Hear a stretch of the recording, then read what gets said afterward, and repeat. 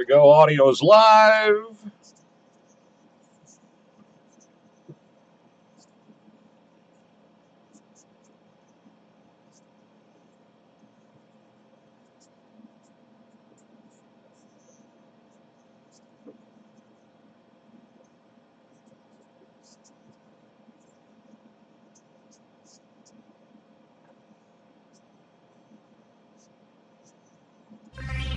Thank you, John. I need a little help, please, from viewers, listeners. Has anybody out there seen Justin Trudeau today? I need to know if that cute little cowlick curl that so beautifully, prettily came across his forehead yesterday is still there. I'm not sure whether this sort of accidentally fell down or if it's actually pasted there. And if it's pasted, like what kind of paste did he use? So if anybody, did you see him yesterday, by the way, in during question period with that? It's very pretty, very good. Have you got a picture that we could see, anything like that, John, here of Sure do. Trudeau yesterday? Sure do. There you go. Hang on. There you go. Sharing that to your screen right now. There you go. No, okay, there. Yeah, see, I want you to see. Have a look now. He's very pretty, but see the little cowlick coming down. No, do you see it, John? You I see do, the of cowlick course. there? Yes. The little curl, okay? What's that little poem about little girl with a curl? When she was mean, she was horrid. Oh, yeah. Um, well, I forget how that goes, but something about horrid and mean. But I'm having a closer look here. You know what? I think the damn thing is pasted. Just like his eyebrows, as we all know, his eyebrows are pasted. A couple of them fell It does. down It one day. does fill a significant gap. I mean, the way he's got his hair parted to the side, it does, give the illusion that there's more hair there than. I don't know. If it's pasted there, it'd be interesting to find out if he still has. In other words, did he wash his hair overnight? Which is a very important question today, no question about it. One of the most important questions that faces the nation. So, if anybody has seen him today, please let me know. One of the reasons that I'm very curious about this is um, we used to have a fellow salesman at CFRA, great guy. He was a really sweetheart of a guy, but he we knew when he was lying because he would lick his lips. So we were all be in a meeting with Donnie Holtby, the sales department. I was there, and Donnie would ask him a tough question like, "Did you call on this client or something?" And and Jerry would sort of look with his start to lick his lips, and we would all jump up and say, "He's licking his lips. He's lying." So I'm just wondering if maybe this curl is a signal that the guy's lying, that the prime minister is lying. Like, does the curl just come down when he's lying, or is it just there pasted permanently? Very important question. So, if anybody has any ideas as to exactly the significance of this, is it an indicator that he is not telling the truth? Not that he would ever consider not telling the truth. Well, maybe once in a while. I just wonder, because, as I say, it's one of the more important questions of the day facing our government. Another very important question has been raised by the Liberals. As you know, they're caught sort of doing away with a cover up. Bad joke. That's Pierre Poilievre's line. It's I'm very good, talking actually. about the picture of this naked guy. That's very strange. This naked guy. Now, mind you, he's from the Pontiac, and you got to expect that kind of thing from the Pontiac. Okay, he's parading around in the nude in front of Zoom and during question period. Now, somehow or other, he strategically has his phone. What would I say? Covering vital parts. Okay. That's the thing that kills me. Who walks around with their phone right there? I don't know, but It's whatever it is, bizarre. the liberals are enraged. Enraged.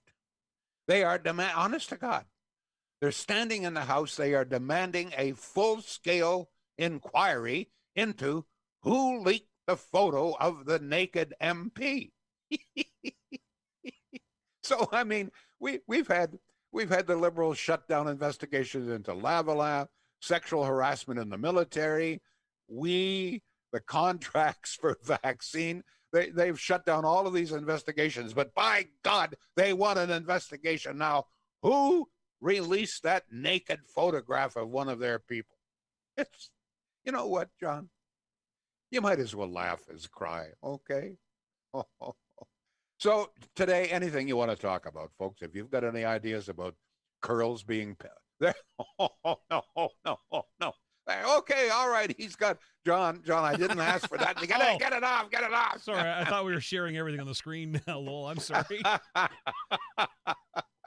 So, like, somebody leaked the photo. I mean, who could that be? Only one of what, about 50,000 people, maybe 100,000 people. I mean, if you saw the picture of a naked MP, wouldn't you run it? I would think so. But don't forget, I mean, this guy was on question. He was in Parliament. He appeared naked in Parliament. Now, apparently, I don't know. I'm a little confused. I don't know as to exactly who saw it. But actually, I'll tell you who blew the whistle. That's the Bloc Québécois. The female member, I forget her name, doesn't matter, but she blew the whistle on this about this guy showing up naked. It's just very, very strange. But by God, we need a full-scale investigation. Drop everything. Okay? Oh, he did. He dropped it. He dropped everything. I thought Pierre Poilievre had the best line of the day when he said, well, at long last, the Liberals have stopped the cover-up. That's beautiful. It's a beautiful thing. Oh, man. Anything you want to talk about, folks, the lines are wide open. Always. We've actually got Gary on the phone right now. Gary says he's written a song for you, Lowell. Gary has written a song? Yeah, Gary, are you there? I'm here. Dare I approach this? Oh, my God. Hey. Well, here's the deal. I'm a musician, and as you know, we haven't done a lot of gigs in this past year, and it doesn't look too good for the next 6 months anyway. Okay. So I woke up this morning, and I said, what am I going to do today? So I picked up the guitar, and I said, you know what? I'm going to write a song, and I'm going to call Lowell Green and maybe sing it for him. All right? So listen, it's all clean. It's all in fun, a little bit of humor. Okay. You're ready for it.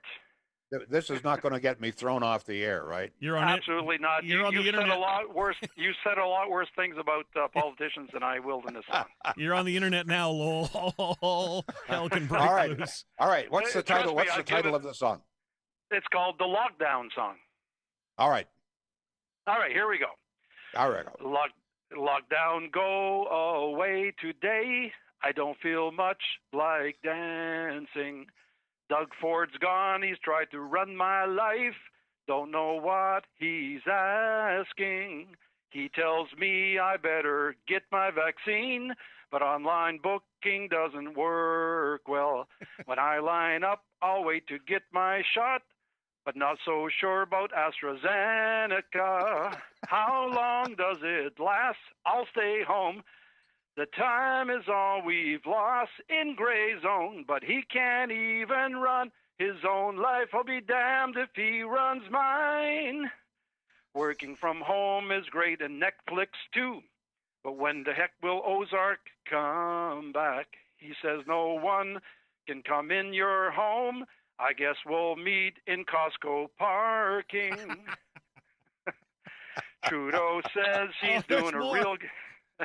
Okay, that's enough. Verse. We get it. I got one more verse. You got to hear the last one. You got to all hear right. it. Okay, fire away. Go ahead. Trudeau says he's doing a real good job with not change of things he's doing. At the end of his term, you know he'll be reviewed, but until then, we're all screwed. So there you go. A little bit of humor. A little bit of talent, very little, but thank you very much. You know, that's great. Good fun. Great fun. Thank you. He was dialing in before we were even on the air to do that for you. A little bit of innovation, a little bit of humor. God knows we need it. So as I say, anything you want to comment on, folks, the lines, John, just go through once again how do people get in touch with us. The phone, and we'd love your phone calls or your songs, 613-413-2217. If you're watching on Facebook, watching on Twitch, watching on YouTube, the number is on your screen. Otherwise, go to blasttheradio.com/Lowell Green. And by the way, Lowell is on your smart speaker. Whether you got Alexa or Google, just ask it to play Blast the Radio for the live show. If you want the podcast, ask it to play the Lowell Green Podcast. It works. It works. It does. No, we're in, and I'm going to call on you again in just a moment, John. Sure. I think most people are aware that we're in pretty grim shape here. Ontario closing in now on 5,000 new COVID cases a day. Some time ago, they warned us that, things could go to 5,000. Well, we're almost 5,000. They're now warning us that if things don't change in this province, we could probably be looking at double that figure in a week or two. Hospital, this is the great danger. Hospitals already are starting to see overflows. As you know, they're moving patients from Toronto into places like Sudbury, Ottawa. They're coming in, Peterborough, Kingston, et cetera, et cetera. What's going to happen in Ottawa when we reach overflow? I have no idea. But we still, of course, have people refusing to take even minimal action to stop the spread. Now, John, in this regard about hospitals, you have some additional information, which I think is new. So this is from an internal memo that was sent to me from the Ottawa Hospital to their staff, thanking them for all their hard work, of course. And I won't go into the whole memo. I can make that available to you. But the highlight basically is the Ottawa Hospital telling staff surge numbers are, quote, very concerning, and they should get ready for level 2 surge plans in the coming days. This means increased bed capacity, redeployment of staff, adjusting staffing models for care. Now, they go on to say that the Ottawa Hospital has enough capacity for upwards of 220 COVID-19 patients, and they say, we hope to never get there, but we're well prepared if we have to. Moments after I posted that, I got a letter from, well, I'm not going to name names, but somebody who's working at the Riverside Hospital to let me know that staff at the Riverside Hospital have already been deployed elsewhere. It has begun. The Riverside will be closing as of Tuesday, except for the dialysis and the women's clinic. Those two services will stay open. And the reason for this is they're moving the staff from the Riverside to help staff the other hospitals. Civic and General, yeah. So you say that the Riverside will be shut down completely, except for dialysis this coming Tuesday. That is from an insider at the Riverside, yes. So just one more illustration of how serious this situation is. And, through all of this, and I think sometimes we forget this, that this primarily is because we just simply don't have vaccines. And this is one of the great mysteries. And I raised this issue about a week ago. Where in the world are all of the vaccines? What's happened here is Trudeau and others have been talking about this great rollout of vaccines. So it's increased expectations. People believe that no matter what, they're going to be able to get a vaccine. They go here, so they're getting very upset. And poor old Doug Ford's taken it in the you-know-where. They're blaming him. They had to cancel 20,000 appointments in Toronto, Scarborough, et cetera, because there's no vaccine.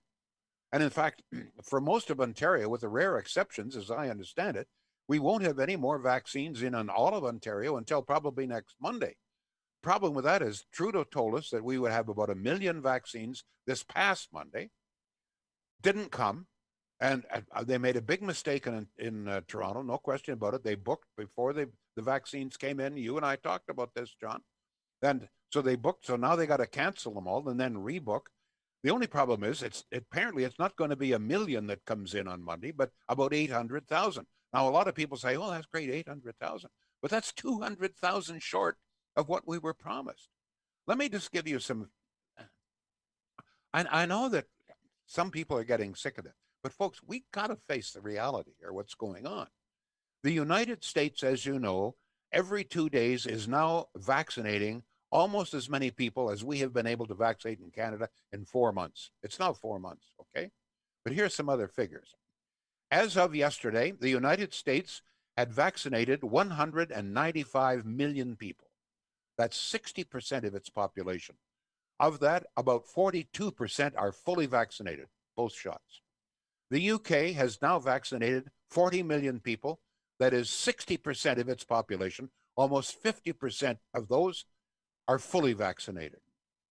In Canada, okay, so keep in mind, 60% of the population in the US vaccinated, about 40 some odd percent fully. The UK, 60% vaccinated, 40% some odd fully. In Canada, we have vaccinated only even as of last night, only 8.9 million people. Folks, that's only about 15% of our population. We need 60 million doses so that everybody gets 2 shots. That's just to vaccinate 30 million people. out of a population of 38. So 8.9 is about 15% of what we need. Only two in Canada, only 2.2% of us have been fully vaccinated 4 months in. This, folks, this is unconscionable. And this is what's causing the problems. We were promised, we were told that we were going to be very well off. You know, we were told that we were going to have more vaccines per capita than any other nation, et cetera, et cetera. Well, here we are 4 months in, and we still only have about 15% of our population vaccinated, even with one shot, and only 2.2% fully vaccinated after 4 months. This is why we've got the shutdowns. This is why these hospitals are making all of their plans, why they're shutting down the Riverside, why they're moving patients. We don't have the vaccines. Now, okay, I have to get a shot. I get so wound up with this because to me, a lot of people aren't, I don't think, really grasping what's going on here. We still believe that we're in the middle of a great rollout here of vaccines. Where the hell are they? They aren't coming. Expectations are high. They aren't coming. Simple as that. Shields. Here's a place, once again, I want to talk about local business. It's been a tough grind for a lot of local business. A lot of local business are gone. I'll never be back.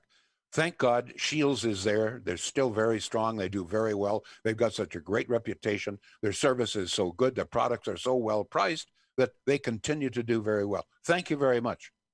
And a good many of you who have taken my advice and given them a try and have been very, very pleased. The delivery within 2 or 3 days, the appliances are in stock. The service is great. And I don't think the drivers have the cute little Trudeau curl, but apparently a lot of drivers are getting rave reviews. The fact is they're good Valley people, folks. They need a little extra from them to do this or move that. Be glad to do it. Shields.ca. Yes, John, we have some emails coming in. Vanda says, I just had my shot this morning, yet my 30-year-old daughter in an adult group home, has not had her shot yet. What the hell? Nina says, venting Thursday, here goes. Procurement Minister Anita Anand spent $8 billion on vaccine deals with 7 different companies for hundreds of millions of doses of vaccine, but won't disclose details of the deals with the pharmaceutical companies because it could threaten Canada's supply. This says to me that these deals have got to be shady. Is it any wonder why a percentage of the Canadian population is hesitant to receive a vaccination that hasn't been proven to be transparent or been delayed because of quality assurance at the company's facility? Possibly some Canadians choose not to be guinea pigs, as Canada's chief advisor Mona Newer and Mark Bonkowski suggest is happening. And go ahead. No, after you. So now comes the big question.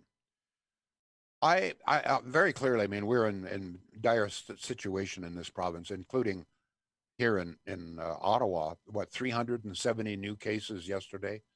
They're warning us here in Ottawa that we could be looking at 500-600 cases a day, overwhelming our hospitals even more. It's going to mean the additional restrictions. It's going to take 2 or 3 weeks for this to have any effect. In the meantime, there's very serious talk about a curfew. Now, I don't think anybody wants a curfew, but what's your feeling here? I mean, we can't continue. We can't continue doing what we are doing now. Our hospitals will be overwhelmed. People will be dying on the streets. I'm not exaggerating. People died on the streets in California and Los Angeles. People are dying on the streets right now in Brazil. There's just no room in hospitals. They can't handle them. If we continue as we are now, and I'm not trying to scare people, but I mean, the facts are there, folks. The numbers of infections, the number of serious infections, particularly with young people, is growing exponentially. If it doesn't change, I mean, it's just common sense says, look, you know, if you had 1 case yesterday, you've got 2 cases today, and you'll be 4 cases tomorrow, 8 cases. I mean, it's just common sense, isn't it? We know that's going to happen. So what are we going to do? If not a curfew, what? Some people say just throw it wide open. I mean, what would happen if we threw it wide? What would happen if we just had no protections here, no masks, no distancing, no, you know, what would happen? How many deaths would there be? And I think one of the things, too, to keep in mind is that this isn't just old people, at the end of their life that are dying and catching serious disease. The younger and younger. The mean age yesterday, John, of COVID patients in Ottawa was 35. 34. That was the 34, actually. 34 now? Yeah. All right. Yeah. So it's getting younger. It so is. maybe now we'll pay some attention here. So the question is curfew. Would you support a curfew? And if not a curfew, what can we do? What would you, if you're in charge here, what would you do? Everybody's mad about lockdowns, et cetera, and you may be right. But what would you do? John, you suggested that maybe one of the things we do is and we've talked about this, get much tougher with people who are breaking the rules. Well, yeah. Throw there. guys like Randy Hillier in jail and let them rot there for a while. I that's one answer. But in the meantime, I mean, we've got to do something. That's for sure. We can't continue just to allow this thing to just grow and grow and grow. We can't. Yes, John, go ahead, please. Ann says being outside after 8 p.m. is not the problem. Vanda says we won't have room in our hospitals if we are bringing people here from other cities. What happens when we need our local facilities? Well, Vanda, they ship us elsewhere. That's how that works. Andre says, wake up, folks. The shots from every pharmaceutical company is being given around the world with few issues. 6 out of 20,000 is not the best, but it's better than millions of COVID deaths. Take the shot if you're offered. Linda says, a guy at my work lives in Gatineau, and he says the curfew just doesn't work. The amount of people that are out and about between 4 and 7 is crazy. The stores are full. But what if not a curfew, then what? It's easy to say no. But what do you say yes to? That's the problem. People making these decisions, you can disagree all you want, but what is your suggestion? Can we allow this to continue? I mean, as John has told you, they're shutting down the Riverside so that they can move staff out of the Riverside to help staff other hospitals. And John, you and I were talking about this before. In Toronto, as you know, and here in Ottawa, they're increasing beds, COVID beds, et cetera, by large numbers. But where are they going to get the staff to do this? Well, that's just it. That's one of the problems. Okay, you can add additional beds. Where do you get the additional doctors? Where do you get the additional nurses? It's got to stop, folks. So if you don't want a curfew, you don't want lockdowns, you don't want masks, what are we going to do? What would you suggest? Not good enough to say no. On a different topic, okay, the question is still out there, and we'll take your calls, we'll take your texts, emails on that. But I do have a couple of different topics here. Finally, it seems to me, and you may disagree here, finally, it seems to me we're getting some common sense from Aaron O'Toole.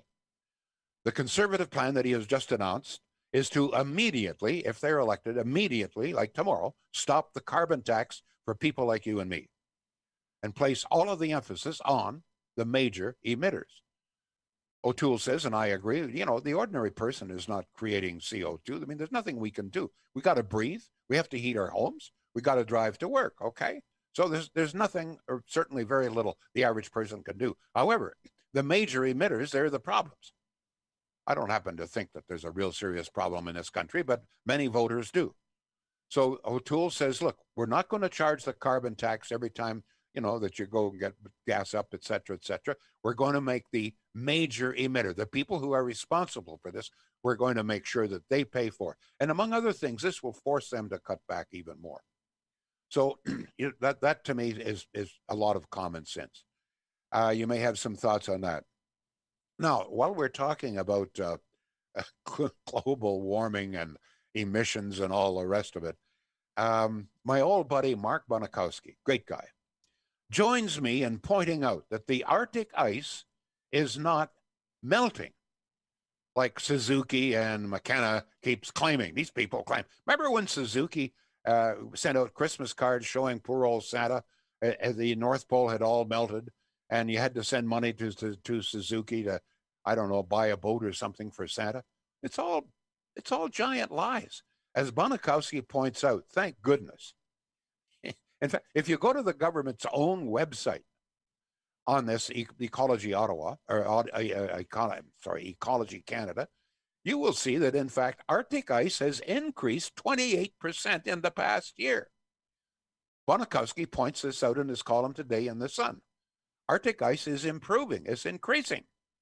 Not only that, and while Bonikowski doesn't say this, if you go to that site, you will see that the average ice coverage in the past 20 years in the Arctic is about the same today as it's been for the past 20-year average.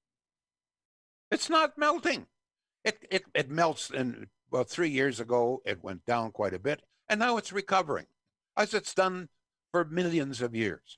And the other thing is, check out the ice coverage in Antarctica. The ice coverage in Antarctica has increased almost 30%. Honest to God, this is the government's own website that points this out. Increased almost 30% in Antarctica in the past 20 years. Oh, we have been warned and threatened and everything that the ice is all melting and it's going to increase the level of the oceans, and Halifax is going to be underwater, and Miami is going to be underwater, and New York's going to be underwater. It's all bullshit. Lisa is on the line. Go ahead, Lisa. Hi, Lowell. Yeah. I have a bone to pick with the Liberals, as usual. My Okay. mom was in the hospital for a week at the General. Right. We were talking to several doctors and nurses. They said that they would try to get her the COVID shot before she left, and that was last Friday. She didn't get it. She pleaded with them, please give me the COVID shot, over and over every day. She was told a different story, that they were, one day she said that they were going to give it to her. Another day, there's so many different stories that are going on. I don't blame the hospitals, really. I blame the government, and I don't even blame Doug Ford, because I think he's doing the best he can under the circumstances. I'd blame Trudeau and his cronies, because they are the ones in charge of procuring these vaccines. Precisely. If you don't have the vaccine, you can't administer it. Yes. That's the problem. Yeah. Is this? I didn't catch it. Is this your mother was in the hospital? I'm sorry, I she's didn't 86 years old. Yeah. Okay. Yeah. Is she home now? She's home now. She's still waiting to get her appointment next Friday. She missed her scheduled appointment because she was in the hospital, and then it was just impossible to get anything. Well, I just hope I'm sure that she'll be able to get it next Friday. The reason that she can't get it now is that there are no vaccines left in the province, or very, very few. They've run out, as you know. They canceled over 20,000 appointments in Toronto alone. We were promised, Trudeau promised, that there would be 1 million vaccine doses this past Monday. Didn't happen. Now he says, well, we're going to get about 800,000 next Monday. Let's hope and pray that we do. Let's hope and pray your mother's going to get one. Thank you for your call. Thank you, Lisa. You're welcome. Thank you. Bye. Now, we don't have much time left. I just have to talk a little bit more. When we're talking about lying about global warming, etc., it was quite a show yesterday in the House of Commons with Trudeau and his cute little curl there. Nobody does the lie thing better than Trudeau. He stood in the House and claimed, I just want to make sure that I get the quote right here. Okay. Good old Trudeau stood in the House yesterday and declared, now this is in response to criticisms about the lack of vaccine. So he declared, quote, that while the UK was doing very well with its vaccination program, it was still facing a very serious third wave of infections. This is what he claimed. It's an outrageous, blatant lie. In fact, listen to this. Infection rates in the UK have fallen from about 350 daily cases per million people back in January to just under 40 new cases per million today. So since January, the rate in the UK infection rate has fallen from 650 daily cases per million down to 40. The UK infection rate is now far below the infection rate for Canada. So take that, Trudeau. Not only that, but the UK now has the lowest infection rate in all of Europe. Almost everybody over the age of 50 has now been vaccinated in the UK. So for the Prime Minister to stand there in the House of Commons and lie about a fellow Commonwealth nation is outrageous.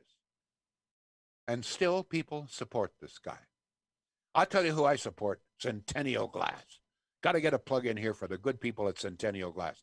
This is the time of year a lot of people are doing renovations. If you got some renovations involving glass of any kind, windows, doors, patios, greenhouse, whatever, give Centennial Glass a call. At least let them give you a quote, okay? Local business, very, very, high reputation, a lot of very satisfied customers. Go to their website and you'll see. Centennial Glass. If it's glass furniture, custom-made glass furniture, windows, doors, whatever, Centennial Glass on Industrial Avenue and in Renfrew as well.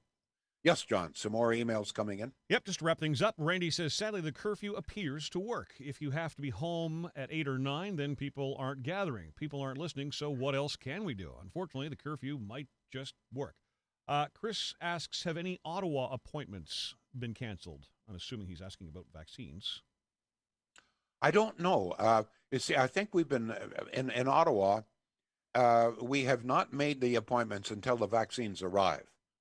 And of course, there's been a lot of criticism for that because Trudeau claimed, oh, well, there's got all sorts of vaccines in the freezer. Well, the reason for that was that, when the vaccines arrive, they're not going to make the appointments until the vaccines arrive. And now we see in Toronto why. But in Toronto, they took the chance. They said, well, they promised that they're going to be here Monday, so we'll book 20,000 appointments. And they lost. So now they've had to cancel them all. But it's not, just think about it. You cancel 20,000 appointments. It's not just the people who you've got to rebook, all the manpower involved in that. It's all of the people, thousands of people that you have hired to administer the doses, including nurses and frontline workers and so forth, all booked for a solid week in Toronto. Canceled. Got to pay them. You can be sure. I mean, they're booked. They got to pay them. Just think of what it is. That's one of the things that happens, folks. That's why in Ottawa, as I understand it, we don't book people until we've got the vaccines here. But that means, of course, that Trudeau's going to stand there and say, well, you got vaccines in the freezer. Yeah, we got vaccines in the freezer because we're not going to book people until we get the damn vaccines in the freezer. Thank you, John. Thank you for your... we have some more. Go ahead, please. We do. Did you want to go a little overtime, or did you want to leave it here? We'll leave it here, John. I want to thank you for your assistance here. It's... the fact that the Riverside is shutting down, I think, is very serious news. Just an illustration of how grim the situation is here. Folks, please, for God's sake, even though you may think it's all crap, wear the mask if you go out, distance yourself, stay at home, do what you are supposed to do. Please, we got to stop this. Thank you. We'll be back. Lowell Green, live on blasttheradio.com. Show info and links at blasttheradio.com/Lowell Green. Can't join us live? Subscribe to the Lowell Green podcast. Available on Apple, Google, Spotify, and more. Or ask your smart speaker to play the Lowell Green podcast. Join us live, weekdays at 2 p.m. Eastern on blasttheradio.com.